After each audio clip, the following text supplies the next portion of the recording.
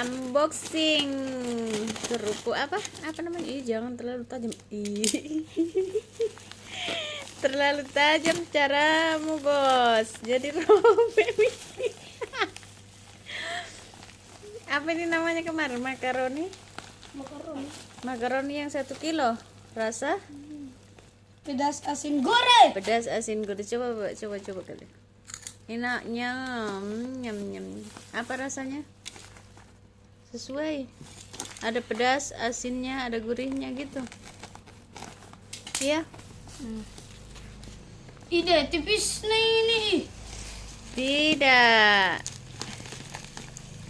Pakai di toples. Sebentar saya carikan toples. Wah, mantap. Enak sekali, coba. Mantap, bilang dulu mantap. Mantap.